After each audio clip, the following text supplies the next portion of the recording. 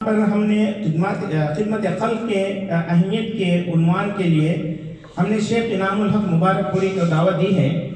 شیخ جو دائی ہیں ملٹری ہاسپٹل جالیات میں، اور شیخ کی نسبت ایک معروف عالم دین اور کئی دینی کتابوں کے مصنف، جن میں سے ایک مشہور و معروف کتاب نبی رحمت پر لکھی گئی الرحیق المختوم ہے۔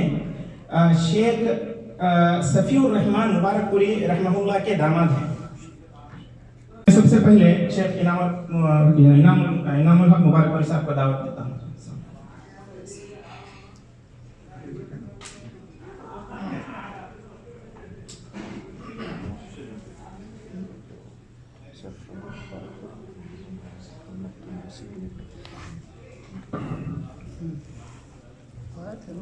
السلام علیکم ورحمۃ اللہ وبرکاتہ۔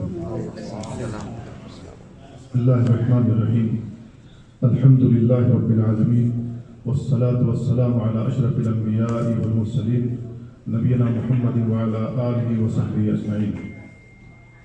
اما بعد، اعوذ باللہ من الشیطان الرجیم، یا ایہا الذین آمنوا ارکعوا واسجدوا واعبدوا ربکم وافعلوا الخیر لعلکم تفلحون۔ برادران اسلام، علماء اعظام، بزرگوں اور اسلامی بھائیوں، قرآن کریم کی جو آیت پڑھی گئی، اس میں اللہ رب العالمین نے ہمیں کئی باتوں کا حکم دیا ہے۔ پہلی بات یہ ہے، یا ایھا الذین آمنوا، ہم اور آپ سے خطاب ہو رہا ہے جو صاحب ایمان ہیں۔ یا ایھا الذین آمنوا ارکعوا، رکوع کرو۔ دوسری آیت میں ہے وارکعوا مع الراکعین، رکوع کرنے والوں کے ساتھ رکوع کرو۔ رکوع کرنے والے کہاں ہوتے ہیں؟ مسجدوں میں ہوتے ہیں، جو جماعت سے پڑھتے ہیں، وہاں حکم ہو رہا ہے وارکعوا مع الراکعین۔ یہاں اللہ رب العالمین نے صرف ایک بات بیان کی، ارکعوا، رکوع کرو۔ پھر اس کے بعد واسجدوا، سجدہ کرو۔ دوسری آیت میں اللہ رب العالمین نے بیان فرمایا واسجد واقترب، سجدہ کرو۔ جتنا زیادہ سجدہ کرو گے اللہ سے قربت بڑھ جائے گی۔ یہ دوسرا حکم ہے۔ تیسرا حکم وَاعْبُدُوا رَبَّكُمْ، عمومی الفاظ اللہ تعالیٰ نے استعمال کیا، اپنے رب کی عبادت کرو، اپنے رب کی عبادت کرو۔ یہ لفظ اللہ تعالیٰ نے قرآن کریم میں بے شمار جگہوں پر ذکر کیا ہے۔ وَاعْبُدُوا رَبَّكُمْ، اپنے رب کی عبادت کرو۔ ہر وہ کام، ہر وہ عمل جو ہمارے اعضائے جوارح سے سر انجام پاتا ہے، اگر اللہ رب العالمین کا حکم ہے، اس کے رسول کا حکم ہے، اللہ کا فرمان ہے، اس کے نبی کا فرمان ہے، تو اللہ رب العالمین اس عمل سے راضی بھی ہے، کیونکہ اللہ رب العالمین حکم دے رہا ہے۔ اور جس عمل سے اللہ رب العالمین راضی ہوگا، اللہ تعالیٰ وہ عمل قبول کرے گا۔ عمل کی قبولیت کے لیے دو شرطوں کا ہونا ضروری ہے۔ پہلی شرط اخلاص ہے، دوسری شرط سنت کے عین مطابق ہونا۔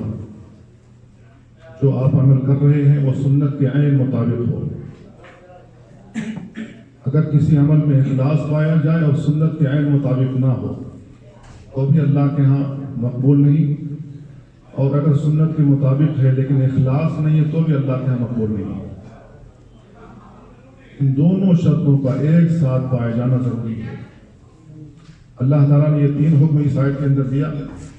پھر چوتھا حکم یہ وَافْعَلُوا الْخَيْرَ، خیر کا کام کرو، بھلائی کا کام کرو۔ لفظ خیر کو اگر اس کے وسیع معنی میں لیں تو خیر کے اندر بہت ساری چیزیں شامل ہو جاتی ہیں۔ بھلی بات کہہ دینا یہ بھی خیر ہے، बशाश बशाश चेहरे के साथ, मुस्कुराते हुए चेहरे के साथ किसी से मुलाकात कर लेना, ये भी खैर है। किसी को अच्छे मशवरे से नवाज देना, ये भी एक खैर है। आपका कोई अच्छा जुमला जिससे किसी की जिंदगी संवर जाए, कोई अच्छा जुमला जिसको सुनकर एक मरीज अच्छा हो जाए, ठीक हो जाए, उसके अंदर यकीन पैदा हो जाए कि वो ठीक हो जाएगा, ये भी खैर है। खैर के कामों में ये भी शामिल है। कोई नादार है तो हम उसकी रखवाली करें, उसकी देखभाल करें। खैर के अंदर ये भी शामिल है कि अल्लाह की नाराजगी की सूरत में दुनिया के अंदर हम जो कुछ भी देख रहे हैं, चाहे वो सैलाब की सूरत में हो, जलजलों की सूरत में हो, वबाओं की सूरत में हो या किसी और सूरत में, तो ऐसी सूरत में हम उनके लिए खड़े हो जाएं, उनके लिए कुछ कर गुजरें, ये भी खैर है। तो खैर का लफ्ज एक वसी मफ़हूम रखता है। अल्लाह रब्बुल आलमीन ने सिर्फ एक लफ्ज इस्तेमाल किया, वफ़अलुल खैर, भलाई करो, खैर का काम करो। ये चारों काम करेंगे, भलाई करेंगे साथ ही साथ, तो क्या होगा? लअल्लकुम तुफ्लिहून, कामयाब हो जाओगे।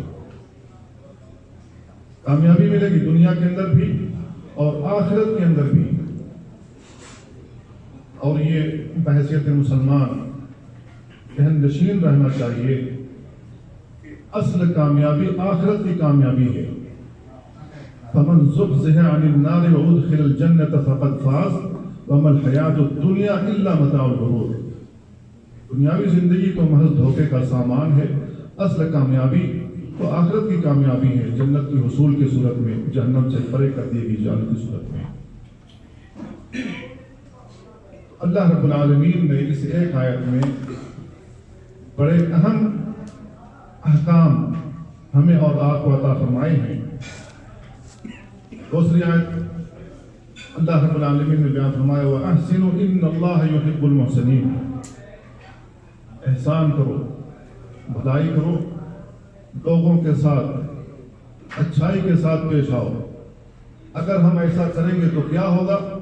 अल्लाह रब्बुल आलमीन ने बयान फरमाया, ऐसे लोगों को अल्लाह पसंद करता है, अल्लाह महबूब रखता है। युहिब्बुल मुहसिनीन, अल्लाह मुहसिनीन को पसंद करता है, उन्हें महबूब रखता है।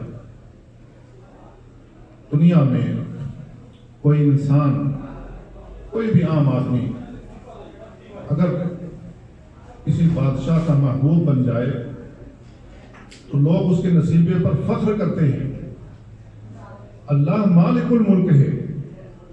अगर अल्लाह रब्बुल आलमीन कहता है, मालिकुल मुल्क कहता है कि अल्लाह ऐसे लोगों को पसंद करता है, तो ऐसे इंसान को अपने नसीबे पर फख्र करना चाहिए। क्यों? इसलिए कि वो ज़ात ऐसे इंसान से मोहब्बत कर रही है जिससे बड़ा कोई नहीं है और जिसके हाथ में सब कुछ है। तीसरी आयत अल्लाह रब्बुल आलमीन ने बयान फरमाया, व तआवनु अलल बिर्रि वत तक़वा वला तआवनु अलल इस्मि वल उद्वान वत्तक़ुल्लाह इन्नल्लाह शदीदुल इक़ाब। भलाई और तक़वा के कामों में एक दूसरे के साथ ताउन करो। भलाई के काम में, तक़वा और परहेज़गारी के कामों में एक दूसरे के साथ ताउन करो। और गुनाह और सरकशी के जो काम हैं उनके साथ ताउन न करो। अल्लाह ताला ने हमें मना फरमा दिया कि इन लोगों के साथ ताउन नहीं करना है। वत्तक़ुल्लाह, अल्लाह से डरते रहो, अल्लाह का तक़वा इख्तियार करो और ये जान लो ये अल्लाह का हुक्म है। अगर ऐसा नहीं करोगे तो अल्लाह ताला बड़ी सख्त सजा देने वाला है, और सख्त सजा देता है। उसकी सजा हम अपनी आंखों से देख रहे हैं। कैसी कैसी सजाएं अल्लाह की तरफ से कर रहे हैं, जिसका तोड़ कोई नहीं, जिसका जवाब कोई नहीं। جسے روک کوئی نہیں سکتا. اور یہ بات ہمیں ذہن نشین رکھنی چاہیے. جب ہم خدمت خلق کرتے ہیں تو یہ ہمارا اجر ضائع نہیں ہوگا. وما تقدموا لانفسكم من خير تجدوه عند الله هو خيرا واعظم اجرا واستغفروا الله ان الله غفور رحيم. وما تقدموا لانفسكم من خير تجدوه عند الله. اللہ کے پاس جو بھی خیر کا کام کرو گے اس کا ثواب وہاں ملے گا. اللہ کے پاس موجود ہے, اللہ کے پاس ریزرو ہے, وہ ہر حال میں ملے گا اور وہ بہتر ہے اور اجر کے اعتبار سے کہیں زیادہ ہے. اللہ تعالیٰ سے استغفار کرتے رہو, بخشش طلب کرتے رہو اور یہ جان لو کہ اللہ تعالیٰ بخشنے والا اور رحم کرنے والا ہے. یہ 3 آیتیں ہیں. ان 3 آیتوں کی روشنی میں رسول اللہ صلی اللہ علیہ وسلم کی زندگی کو دیکھ لیتے ہیں. پھر اس کے بعد نبی کریم صلی اللہ علیہ وسلم نے خدمت خلق کے سلسلے میں کیا بیان فرمایا ہے, اس سے بھی ہم فائدہ اٹھا سکتے ہیں. ان کو سننے کے بعد ہمارے ایمان میں جلا پیدا ہوگی, ہمارے ایمان میں تازگی آئے گی, ہمارے جسم میں ایک نئی روح بڑھ جائے گی, ہم زیادہ متحرک ہو سکیں گے. اللہ کے نبی صلی اللہ علیہ وسلم ابھی نبی نہیں بنائے گئے تھے, ابھی مبعوث نہیں کیے گئے تھے. اللہ کے نبی صلی اللہ علیہ وسلم کو اللہ تعالیٰ نے جو ہی نبی بنایا آپ کے اوپر پہلی وحی اتری. جبریل علیہ السلام آئے, غار حرا کے اندر آپ کو دبوچا, اتنی زور سے دبوچا کہ اللہ کے نبی صلی اللہ علیہ وسلم بیان فرماتے ہیں کہ مجھے ایسا محسوس ہوا میری جان نکل جائے گی. 3 مرتبہ انہوں نے ایسا ہی کیا اور کہا کہ اقرا پڑھو. اور ہر بار اللہ کے نبی صلی اللہ علیہ وسلم نے یہی بات کہی, ما انا بقارئ, میں پڑھا لکھا نہیں ہوں, پڑھا ہوا نہیں ہوں, پڑھ نہیں سکتا. اللہ کے نبی صلی اللہ علیہ وسلم پر خوف طاری تھا. آپ کے گوشت کندھے کے اور قسم کے خوف کے مارے ہل رہے تھے. آتے ہوئے آئے نبی کریم صلی اللہ علیہ وسلم, سیدھے گھر کے اندر آئے. آپ کی بیوی بڑی ہوشیار تھی, انہوں نے ڈھارس بدھائی. کیا کہا؟ جب اللہ کے نبی صلی اللہ علیہ وسلم نے ان سے اظہار کیا کہ مجھے لگتا ہے, خوف محسوس ہو رہا ہے کہ کہیں میرا وقت نہ آ گیا ہو. اس قدر اللہ کے نبی صلی اللہ علیہ وسلم سہمے ہوئے تھے. بیوی نے کیا کہا؟ کلا واللہ لا یخزیک اللہ ابدا. کہ اللہ کی قسم ہرگز آپ کو اللہ رسوا نہیں کرے گا. کیوں؟ ابھی اسلامی تعلیمات سے ابھی روشناس نہیں ہوئی ہے, ابھی اسلام سے پہلے کی بات چل رہی ہے. 4 چیزیں اللہ کے نبی صلی اللہ علیہ وسلم کے اندر گنوائی اور 4 خوبیوں کا ذکر کیا تاکہ یہ 4 خوبیاں جن کے اندر ہوں, اللہ ایسے لوگوں کو رسوا نہیں کرتا. ایسے لوگ لیڈر ہوا کرتے ہیں, ایسے لوگوں کے پیچھے لوگ چلتے ہیں, ایک قافلہ بنتا ہے, ایک کارواں بنتا ہے, یہ لوگوں کی لیڈ کرتا ہے. کیا ہیں وہ چیزیں؟ کلا واللہ لا یخزیک اللہ ابدا انک لتصل الرحیم. آپ صلہ رحمی کرتے ہیں, صلہ رحمی قرابت داروں کو جوڑنا. دوسرا, آپ سچ بولتے ہیں, کبھی جھوٹ کا تجربہ کسی نے بھی نہیں کیا. اہل مکہ میں سے کسی نے بھی تجربہ نہیں کیا کہ آپ کی زبان سے کبھی جھوٹ ادا ہوا ہو. تیسرا, ناداروں کا بوجھ اٹھاتے ہیں. جو بوجھ نہیں اٹھا سکتا اس کا بوجھ آپ اٹھاتے ہیں, یعنی لوگوں کے کام آتے ہیں اور حق پر آپ مدد کرتے ہیں. 4 خوبیاں گنوائی نبی کریم صلی اللہ علیہ وسلم کے اندر جو موجود تھی, کہا کہ یہ 4 صفات جس انسان کے اندر موجود ہو وہ کبھی رسوا نہیں ہوتا ہے. پھر اللہ آپ کو رسوا کیسے کرے گا؟ اب اسی کی روشنی میں ہم مسلمان اپنا جائزہ لے لیں، کیا ہم صلہ رحمی کرتے ہیں؟ کیا ہم قرابت داروں کو جوڑتے ہیں؟ ہم مسلمان ہیں، ہر انسان چاہتا ہے کہ مجھے عزت کی نگاہ سے دیکھا جائے، ہر انسان چاہتا ہے میری عزت ہو، میری توقیر ہو، میری تعظیم ہو۔ لیکن ان 4 صفاتوں کو ہم دیکھ لیں، کیا یہ ہمارے اندر موجود ہیں کہ ہماری توقیر کی جائے، یا ہم لیڈر بن سکیں، یا ہم لوگوں کو لیڈ کر سکیں؟ ایک محاورہ عام ہو گیا ہے، الاقارب، عقارب، جو قرابت دار ہوتے ہیں، جو رشتہ دار ہیں، وہی سانپ ہے، وہی بچھو ہے، وہی ڈنک مارتے ہیں۔ یہ عام ذہنوں میں بات بیٹھ چکی ہے اور یہ محاورہ بن چکا۔ قرابت دار ہی، گھر کے افراد ہی پہلے ڈنک مارتے ہیں، جبکہ اسلامی تعلیمات میں ہمیں اور آپ کو جوڑنے کا حکم دیا۔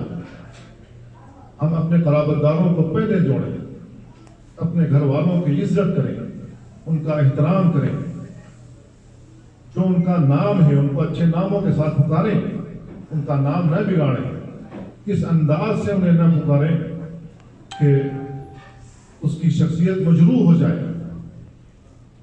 ہم اس کو اس انداز سے پکاریں کہ اس کے اندر جو چیز موجود ہے وہ محسوس کرے کہ میرے اندر کیا چیز موجود ہے، میرے اندر کیا صلاحیت موجود ہے۔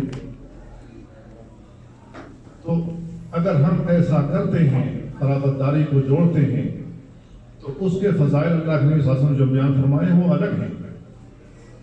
ایسا انسان جو قرابت داریوں کو جوڑتا ہے وہ عام مسلمانوں کو بھی جوڑنے کا کام کرے گا۔ کیوں؟ اس لیے کہ اس کو عادت پڑی ہے گھر کے افراد کو جوڑنے کی، عام مسلمانوں کو بھی جوڑے گا، ان کے ساتھ بھی اچھا برتاؤ کرے گا۔ اور جو آدمی اپنے گھر کے افراد کی توقیر نہیں کرتا، ان کا احترام نہیں کر سکتا، وہ دوسروں کو کیسا کر سکتا ہے؟ تو اس کے خون کا رشتہ ان کے ساتھ نہیں ہے نا، ان کے ساتھ کیسے کر سکتا ہے؟ سچ بات بولنا، اللہ کے نبی صلی اللہ علیہ وسلم ہمیشہ سچ بولا کرتے تھے، جھوٹ کا کسی نے تجربہ نہیں کیا۔ اسی لیے ہرقل نے جو کہا تھا، ہرقل کے سامنے جب بات آئی تھی تو اس نے کہا تھا کہ جو لوگوں کے معاملات میں کبھی جھوٹ نہیں بولا، وہ اللہ کے معاملے میں کیسے جھوٹ بول سکتا ہے؟ تو سمجھ گیا تھا یہی نبی ہو سکتا ہے، نہ کسی ایک بات پر، کیونکہ ابو سفیان نے گواہی دی تھی، ہم نے جھوٹ ما جربنا علیہ کذبا، ہم نے جھوٹ کا کبھی تجربہ کیا ہی نہیں کہ ان کی زبان سے ادا ہوا ہو۔ آدھاروں کا بوجھ اٹھاتے ہیں، لوگوں کے کام آتے ہیں، مشکلات اور پریشانی میں کھڑے ہوتے ہیں، آپ ان کے ہمدرد بنتے ہیں، ان کا بوجھ اٹھاتے ہیں، ان کے غم کو ہلکا کرتے ہیں، اور حق بات پر آپ لوگوں کی مدد کرتے ہیں۔ یہ ایسی صفات ہیں جس کے ذریعے سے آدمی اوپر اٹھتا ہے۔ یہ صفات عام مسلمانوں میں آج موجود نہیں، اسی وجہ سے مسلمان آج ڈاؤن ہے، بچے۔ لیکن ہر مسلمان خواب یہ دیکھتا ہے کہ میں معزز ہوں، کیوں؟ اس لیے کہ میں مسلمان ہوں۔ لیکن کیا یہ چاروں صفات ہمارے اندر ہیں؟ جھوٹ بولنا ہمارے سوا بن گیا، بات میں جھوٹ۔ جو جتنا زیادہ جھوٹا ہو، لوگ سمجھتے ہیں کہ اتنا سیاستداں ہے، اتنا زیادہ چالاک ہے۔ حالانکہ سچ بول کر بھی چالاکی کا اظہار کیا جا سکتا ہے، جھوٹ بول کر کیوں؟ نادانوں کا بوجھ اٹھانا اہم ترین کام ہے۔ یہ نبی کریم صلی اللہ علیہ وسلم کے اوصاف گنوائے گئے، بیوی نے گنوائے۔ اللہ کے نبی صلی اللہ علیہ وسلم جب 20 سال کی عمر کو پہنچے، ابھی اسلام نہیں آیا تھا، 20 سال کی جب عمر کو پہنچے تو ذی قعدہ کے مہینے میں جنگ فجار ہوئی تھی۔ قریش کنانہ یہ دونوں حلیف تھے اور قیس اعلان کے ساتھ جنگ ہوئی تھی۔ اللہ کے نبی صلی اللہ علیہ وسلم 20 سال کی عمر میں یہ اپنے چچاؤں کو تیر دیا کرتے تھے تاکہ میرے چچا تیر اندازی کر سکیں، تیر چلا سکیں، جلدی چلا سکیں، تاکہ ہم اپنے دشمنوں پر حاوی ہو جائیں۔ اللہ کے نبی صلی اللہ علیہ وسلم نے کیا یہ خدمت خلق نہیں ہے؟ جنگ میں شریک ہونا، اپنے آپ کو داؤ پر لگا دینا. جنگ میں جو انسان شریک ہوتا ہے یا تو مارا جاتا ہے یا غازی بن کر واپس ہوتا ہے. یہی دو چیز ہوتی ہے. اللہ کے نبی صلی اللہ علیہ وسلم 20 سال کی عمر میں جنگ کے اندر شریک ہوئے. اس کا مطلب یہ ہے کہ اللہ کے نبی صلی اللہ علیہ وسلم کے اندر جذبہ پہلے سے خدمت خلق کا موجود تھا. اس لیے اللہ کے نبی صلی اللہ علیہ وسلم نے شرکت کی تھی. نبی کریم صلی اللہ علیہ وسلم کے اوپر اللہ تعالیٰ نے دین اتارا، اسلامی حکامات اتارے. اللہ کے نبی صلی اللہ علیہ وسلم نے بیان فرما دیا. اللہ کے نبی صلی اللہ علیہ وسلم کو مکے میں ستایا گیا. آپ وہاں سے ہجرت کر کے مدینہ تشریف لائے. اللہ کے نبی صلی اللہ علیہ وسلم جب مدینہ میں پہنچے ہیں، وہاں سب سے پہلا جو آپ نے کام کیا ہے وہ خدمت خلق کا. اللہ کی عبادت کے لیے مسجد کی زمین خریدی. اللہ کی عبادت کے لیے مسجد کی زمین خریدی. اس میں جو قبریں تھیں مشرکین کے، ان کو پڑوا کر کے دوسری جگہ پر منتقل کیا. اس زمین کو پاک کیا اور مسجد بنائی. روایتوں میں آتا اللہ کے نبی صلی اللہ علیہ وسلم اپنی پیٹھ پر کچے جو اینٹیں ہوتی تھیں، پتھر ہوتے تھے، ان کو لاد لاد کر کے یہاں لاتے تھے، اور جو جوڑائی کرنے والے ہوتے تھے مستری وغیرہ ان کو دیا کرتے تھے. سید الرسل ہونے کے باوجود، تمام انسانوں میں سب سے اعلیٰ مرتبہ حاصل ہونے کے باوجود، اللہ کے نبی صلی اللہ علیہ وسلم مزدوری کر رہے ہیں ایک مسجد کی تعمیر کے لیے. یہ خدمت خلق ہے. مسجد لوگوں کے لیے تعمیر کرنا خدمت خلق ہے. اللہ کے نبی صلی اللہ علیہ وسلم نے اس میں بڑھ چڑھ کر حصہ لیا، اور جس کی وجہ سے صحابہ کرام میں جوش آیا کہ ہمارے نبی جب اس میں اپنے جسم کے ساتھ شمولیت کر رہے ہیں تو ہم پیچھے اگر رہ جائیں تو ہمارے لیے خیر نہیں ہے، ہمارے لیے بھلائی نہیں ہوگی. اس لیے کوئی صحابی جو وہاں مدینہ میں موجود تھا کوئی پیچھے نہیں رہا. ہر آدمی، ہر صحابی آگے بڑھ کر کے مسجد کی تعمیر میں حصہ لیا. نبی کریم صلی اللہ علیہ وسلم اپنی حدیث میں جان فرمائے، من بنا للہ بیتا بنا اللہ لہ بیتا فی الجنہ. جو اللہ کے لیے گھر بناتا ہے، اللہ تعالیٰ جنت میں اس کے لیے گھر بنائے گا، ایک گھر تعمیر کرے گا، ایک محل دے گا. اللہ کے نبی صلی اللہ علیہ وسلم نے مسجد کی وہ زمین خریدی. 1450 سال ہو رہے ہیں اس جگہ پر آج بھی نماز پڑھی جا رہی ہے. جتنے لوگ اس مسجد میں نماز پڑھ رہے ہیں اس کا ثواب کس کو جا رہا ہے؟ اللہ کے نبی صلی اللہ علیہ وسلم. عثمان رضی اللہ تعالیٰ عنہ نے جس کنویں کو خرید کر کے لوگوں کے لیے وقف کیا تھا، جب تک لوگ اس سے پانی پیتے رہے، آج تک اس سے پانی نکل رہا ہے، اور اس پانی سے باغات سیراب ہو رہے ہیں. اس کا ثواب کہاں جا رہا ہے؟ عثمان رضی اللہ تعالیٰ. خدمت خلق ہے. اللہ کے نبی صلی اللہ علیہ وسلم نے روح پھونکی صحابہ کرام نے خدمت خلق کی. تو اللہ کے نبی صلی اللہ علیہ وسلم کی سیرت اگر اسی انداز سے بیان کی جائے تو بے شمار واقعات ہیں.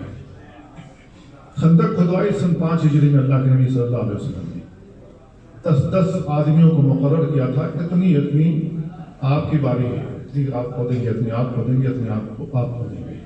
اتنی لمبی چوڑی خندق کھدوائی. کون کھودنے والے تھے؟ صحابہ کرام.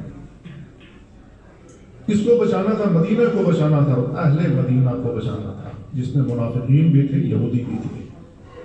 اگرچہ یہودی مشرکین سے جا کر کے مل گئے تھے، منافقین بھی ان کے ساتھ مل گئے تھے پوشیدہ طور پر، خفیہ طور پر، لیکن دفاع ان کا بھی تھا. کیوں؟ اس لیے کہ خندق کھودی اس لیے گئی تھی کہ 10,000 کا لشکر مدینہ پر نہ چڑھ دوڑے، لوگوں کو تباہ اور برباد نہ کر دے. اللہ کے نبی صلی اللہ علیہ وسلم خندق کی کھدائی میں بھی بنفس نفیس شریک تھے. آپ نے کدال لی اور وہاں کھدائی کی. یہ خدمت خلق ہے. تو خدمت خلق جب ہم کریں تو ہمارے پیش نگاہ 2-3 باتیں ہونی چاہیے. پہلی چیز یہ ہے کہ اگر ہم خدمت خلق کرتے ہیں، بھلائی کا کام کرتے ہیں، خیر کا کام کرتے ہیں، کھانا کھلاتے ہیں، کپڑے پہناتے ہیں، لوگوں میں جو ضروریات کی چیزیں وہ تقسیم کرتے ہیں، تو ہم اخلاص کے ساتھ کریں، للہیت کے ساتھ کریں، لوجہ اللہ کریں۔ اگر ہم ایسا کریں گے تو ہمارے یہ عمل مقبول ہوگا۔ اللہ رب العالمین نے بیان فرمایا انما نطعمکم لوجہ اللہ لا نرید منکم جزاء ولا شکورا۔ ہم لوجہ اللہ آپ کو کھانا کھلاتے ہیں، ہم لوجہ اللہ آپ کو کپڑا پہناتے ہیں، ہم لوجہ اللہ آپ کو کمبل دیتے ہیں، ہم لوجہ اللہ آپ کو گھر کے جو برتن خراب ہو گئے، بہہ گئے، جتنے بھی گھر کے برتن ہو سکتے ہیں ان کو لوجہ اللہ دے رہے ہیں۔ ریاکاری مقصود نہ ہو، لوجہ اللہ ہو، تو اللہ رب العالمین کیا کرے؟ لا نرید منکم جزاء ولا شکورا۔ ہم آپ سے بدلہ اور شکر گزاری کے طلبگار نہیں ہیں، بلکہ لوجہ اللہ کر رہے ہیں۔ یہ پہلی بات ذہن نشین ہونی چاہیے۔ دوسری چیز، جس کے ساتھ ہم خیر کا کام کر رہے ہیں، جس کے ساتھ ہم بھلائی کا کام کر رہے ہیں، اس کی عزت نفس کا خیال رہنا چاہیے۔ ہر انسان کا عزت نفس ہے، چاہے وہ غریب ہو، فقیر ہو، محتاج ہو، مالدار ہو، ہر آدمی کی عزت نفس ہے۔ عزت نفس کو برقرار رکھنے کے لیے آدمی کچھ بھی کر سکتا ہے۔ ایک غریب بھوکا مر سکتا ہے، فقیر مر سکتا ہے، ہاتھ پھیلا نہیں سکتا ہے، اگر اس عزت نفس کا اس کو اگر خیال ہے تو۔ اور ایسے واقعات موجود ہیں۔ عزت نفس کا خیال رکھنا چاہیے۔ اللہ رب العالمین نے بیان فرمایا یا ایھا الذین آمنوا لا تبطلوا صدقاتکم بالمن والاذی۔ ایمان والو، اپنے صدقات کو احسان جتا کر اور اذیت پہنچا کر باطل نہ کرو۔ آپ نے کسی کو کچھ دیا، آپ کی زبان سے کچھ ایسے جملے لیکن نکلے جس کی وجہ سے اس کو تکلیف محسوس ہوئی، ٹھیس محسوس کی اس آدمی نے، آپ کا یہ صدقہ باطل ہو گیا۔ کسی کے ساتھ آپ نے کسی بھی قسم کا احسان کیا ہے، کسی بھی قسم کی بھلائی کی ہے، زبان سے اگر وہ بات نکل گئی جس کی وجہ سے آدمی ہٹ کر گیا اور اس کو محسوس ہو گیا کہ اس میں میرا اپمان ہے، میری عزت نفس کا خیال نہیں رکھا گیا، تو آپ کا یہ صدقہ باطل ہو جائے گا۔ احسان نہیں جتانا۔ لا تبطلوا صدقاتکم بالمن والاذی، اللہ رب العالمین نے بیان فرمایا۔ تیسری چیز یہ ہے کہ ہم جو بھی خرچ کریں، کسی کے ساتھ کوئی بھی بھلائی کریں، پیسوں کی صورت میں ہو، لباس کی صورت میں ہو، برتنوں کی صورت میں ہو، کسی بھی صورت میں کوئی بھی بھلائی کا کام کریں، جو ہم خرچ کر رہے ہیں وہ حلال پیسے کا ہو، حرام کا نہ ہو۔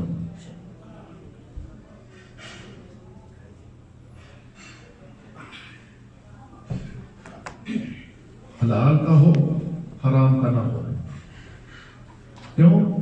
اس لیے کہ اللہ کے نبی صلی اللہ علیہ وسلم فرماتے ہیں ان اللہ طیب لا یقبل الا طیبا۔ اللہ تعالیٰ پاک ہے اور پاک چیز ہی پسند کرتا ہے۔ اللہ طیب ہے، طیب چیز ہی پسند کرتا ہے، غیر طیب اللہ قبول نہیں کرتا ہے، غیر طیب چیز اللہ تعالیٰ قبول نہیں کرتا ہے۔ یہ تین باتیں ہر حال میں ذہن نشین رہنی چاہیے۔ اگر ہم ان تین باتوں کو ذہن نشین رکھتے ہوئے خدمت خلق کا کام سر انجام دیں گے تو اس میں بڑی لذت آئے گی۔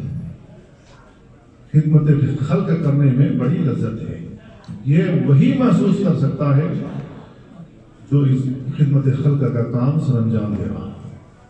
امام القیم رحمہ اللہ فرماتے ہیں ان فی قضاء حوائج الناس لذة، لوگوں کی ضروریات پوری کرنے میں لذت محسوس ہوتی ہے، لا يعرفها الا من جربها، اس کو وہی جانتا ہے جو کر رہا ہے، جو اس میں ملوث ہے، جو سر انجام دے رہا ہے۔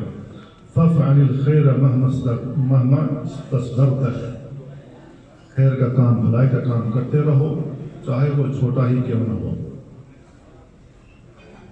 بہت معمولی ہی کیوں نہ ہو، خیر کا کام کرتے رہو۔ حضور ہی کیوں نہ ہو، اسی کے ذریعے سے اگر کسی کا گلا تر ہو سکتا ہے، کسی کی بھوک مٹ سکتی ہے، کسی کا روزہ افطار ہو سکتا ہے، یہ معمولی چیز نہیں ہے، اس کو معمولی نہیں سمجھنا چاہیے۔ فَإِنَّكَ لَا تَدْرِي أَيَّ حَسَنَةٍ تُدْخِلُكَ الْجَنَّةَ، یہ آخری جملہ بادشاہ ہے۔ کسی بھی بھلی چیز کو، کسی بھی اچھی چیز کو، کسی بھی خیر کے کام کو چھوٹا نہیں سمجھنا، اس لیے کہ آدمی نہیں جانتا ہے اس عمل کی وجہ سے وہ جنت میں چلا جائے گا۔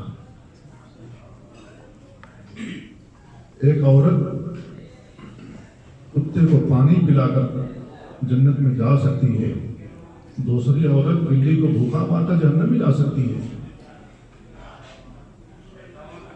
جا سکتی ہے۔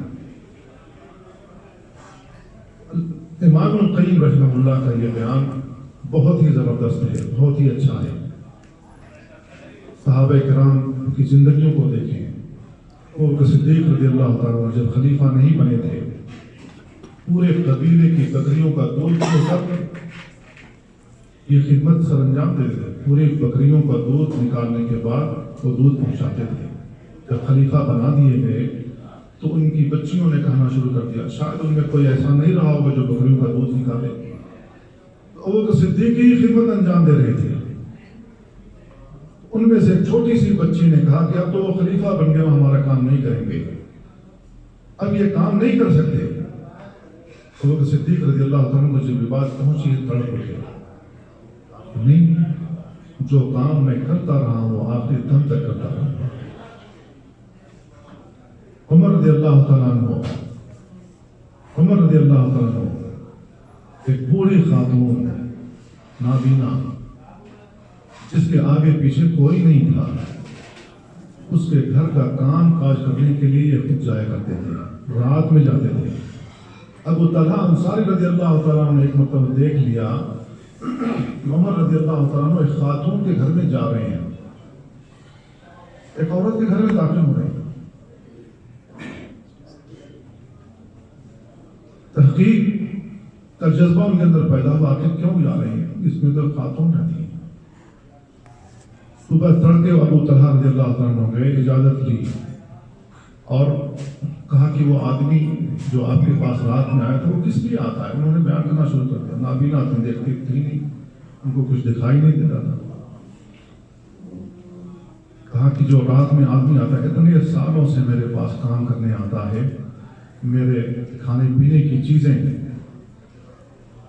وہی تیار کرتا ہے، میرے کپڑے گندے ہو جاتے ہیں وہی صاف کرتا ہے، اور میں باہر نکل کر کے قضائے حاجت کے لیے نہیں جا سکتی، گھر میں ہی کرتی ہوں، وہی اٹھاتا ہے۔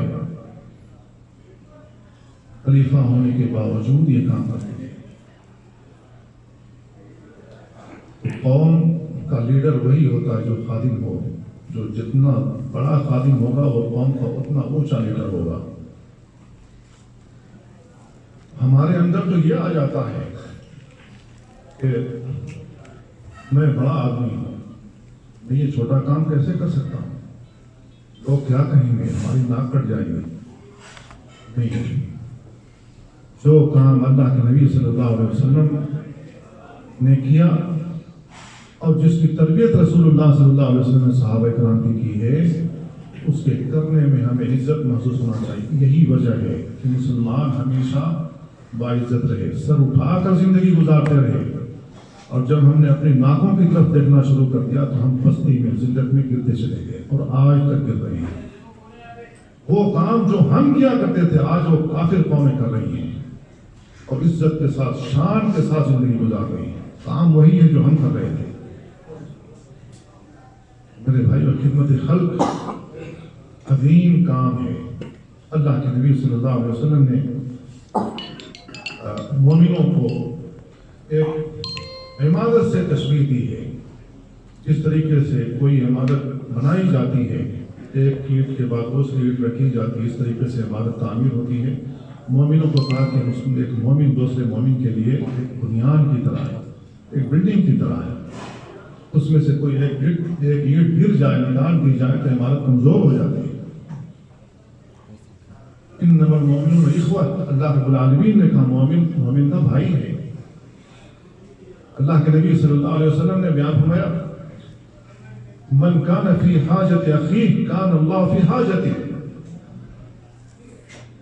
جو شخص اپنے بھائی کی ضروریات پوری کرنے کے لیے آگے بڑھتا ہے اللہ تعالیٰ اس کی ضروریات خود پوری کرتا ہے۔ ہر آدمی کی اپنی بھی ضروریات تو ہیں، کیا اللہ کے نبی صلی اللہ علیہ وسلم کی اپنی ضروریات نہیں تھی؟ جب آپ نبی اور رسول بنائے گئے تو اللہ رب العالمین نے جو آپ کے اوپر فریضہ عائد کیا تھا بلغ ما انزل الیک من ربک فإن لم تفعل فما بلغت رسالتہ، اللہ کے نبی صلی اللہ علیہ وسلم پہنچاتے رہے، اللہ رب العالمین کے احکامات کو لوگوں سے روشناس کراتے رہے، پہنچایا اللہ کا پیغام۔ آپ کی تنخواہ آتی تھی پیچھے سے، اور کا مقام یہاں ہے، کوئی تنخواہ نہیں آتی، خدمت خلق ہے۔ بندوں کی عبادت سے، مخلوقات کی عبادت سے نکال کر اس خالق کی طرف لے جانا تھا جو عبادت کے لائق ہے۔ اللہ کے نبی صلی اللہ علیہ وسلم نے پورا زور لگا دیا۔ اس کے پیچھے آپ کے ساتھ کیا کیا گیا؟ آپ کو برا بھلا سننا پڑا، کاہن کہا گیا، مجنون کہا گیا، پاگل کہا گیا، اور نہ جانے کیا کیا کہا گیا، پتھر مارے گئے، جائے پیدائش سے آپ کو نکال دیا گیا، مدینہ آ گئے، وہاں بھی چین سے نہیں بیٹھنے دیا گیا۔ اللہ کے نبی صلی اللہ علیہ وسلم خدمت خلق کرتے رہے۔ کیا آپ کی ضروریات نہیں تھی اپنے گھر میں؟ اللہ کے نبی صلی اللہ علیہ وسلم کتنی بیویاں تھیں، آپ کی اپنی ضروریات تو تھی، موجود تھی، پھر بھی کرتے رہے یا نہیں کرتے رہے؟ کرتے رہے۔ اللہ کے نبی صلی اللہ علیہ وسلم نے بیان فرمایا خدمت خلق افضل ترین کام ہے۔ افضل الاعمال ان تدخل على اخيك المؤمن سرورا او تقضي عنه دينا او تطعمه خبزا، کسی کو کھانا کھلا دیں، کسی کو روٹی کھلا دیں، کسی کا قرض ادا کر دیں، اور کسی مسلمان، کسی مومن کے اندر فرحت کی جو چاہت ہوتی ہے، خوشی ہوتی ہے، خوشی کی لہر کروا دیں۔ خوشی کی لہر آپ ایک جملے سے ہو سکتی ہے، ایک جملے سے ہو سکتی ہے۔ مجھے یاد ہے کہ جب 24 گھنٹے کا لاک ڈاؤن یہاں موجود تھا تو بے شمار لوگ بیمار ہوئے، جن میں سے میں بھی تھا۔ ڈاکٹر صاحب سے ہمارے رابطے ہوتے تھے فون کے ذریعے سے، جب بھی میں ان کو کہتا مجھ کو یہ ہو رہا ہے، ڈاکٹر صاحب کہتے تھے کہ یہ کورونا کے اثرات نہیں ہیں، کورونا کی اثرات ہے ہی نہیں، کورونا کیسے حملہ کرتا، کیسے حملہ آور ہوتا ہے، اس کے پیشنٹ ہم لوگ دیکھ رہے ہیں، یہ نہیں ہے۔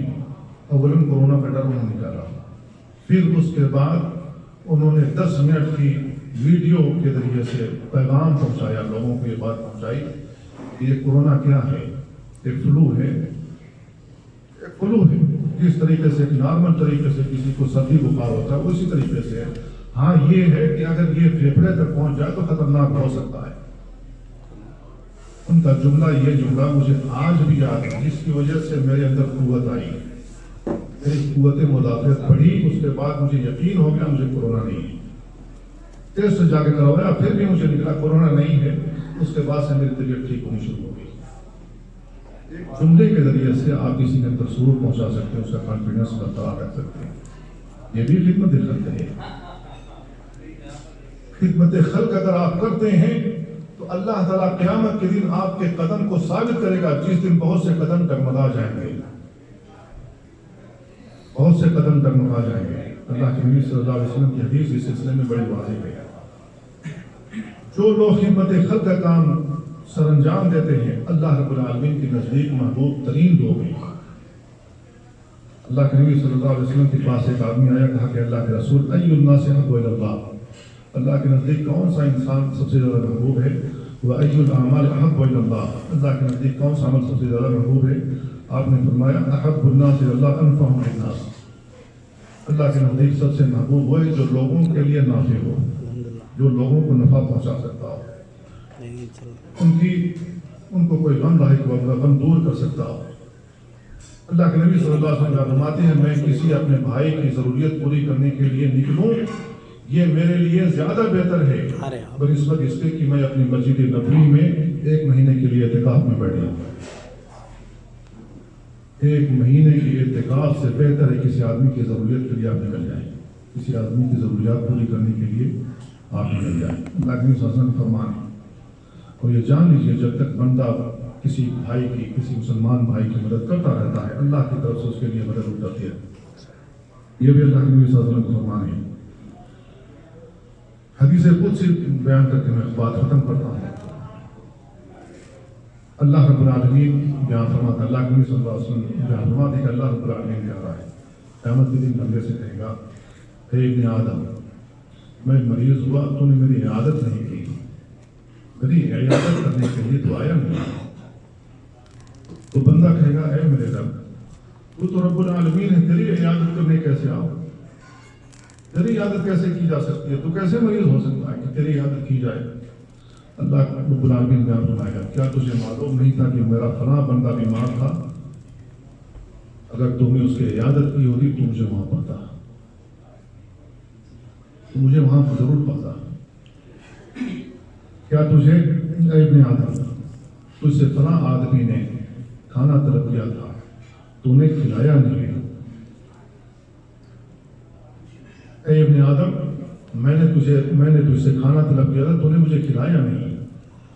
تو بندہ کہے گا اے میرے رب تو رب العالمین ہے, میں تجھ کو کیسے کھانا کھلاؤں, تو رب العالمین ہے. اللہ رب العالمین کہا کیا تجھے معلوم نہیں ہے کہ میرا فلاں بندہ تجھ سے کھانا مانگ رہا تھا تو نے اس کو کھلایا نہیں, اگر تو نے اس کو کھلایا ہوتا تو مجھے وہاں پاتا, مجھے ضرور وہاں پاتے. اے ابن آدم میں نے تجھ سے پانی مانگا تھا تو نے مجھے پلایا نہیں, مجھے سیراب نہیں کیا. اس آدمی نے وہ آدمی کہے گا اے میرے رب تو رب العالمین ہے, تجھے کیسے پلائیں, تجھے ہم پانی کیسے پلائیں. کہا کہ میرے بندے نے میرے فلاں بندے نے تجھ سے پانی مانگا تھا تو نے اس کو پلایا نہیں, ایک بوتل پانی نہیں دیا. اگر تم نے اس کو ایک بوتل پانی دیا ہوتا تو تم اس کو اس کے پاس کرتا. اللہ کے نبی صلی اللہ علیہ وسلم کی عظیم ترین حدیث ہے جو حدیث قدسی کے نام سمجھاتے ہیں. اللہ رب العالمین کہہ رہا ہے تو خدمت خلق کو حقیر نہ جانیے, جیسا کہ امام ابن قیم رحمہ اللہ نے کہا تھا کہ ہمیں اور آپ کو معلوم نہیں ہے ہمارا کون سا عمل اللہ کی بارگاہ میں شرط قبولیت سے نوازا جائے گا اور ہمیں جنت میں اللہ تعالیٰ داخل کر دے گا. اللہ تعالیٰ سے دعا ہے اللہ ہمیں اور آپ کو خدمت خلق کی توفیق عطا فرمائے اور ہر وہ کام کرنے کی توفیق عطا فرمائے. اللہ تعالیٰ جس سے تو راضی ہو. اقول قولي هذا واستغفر الله لي ولكم ولسائر المسلمين كلهم فاستغفروه انه هو الغفور الرحيم.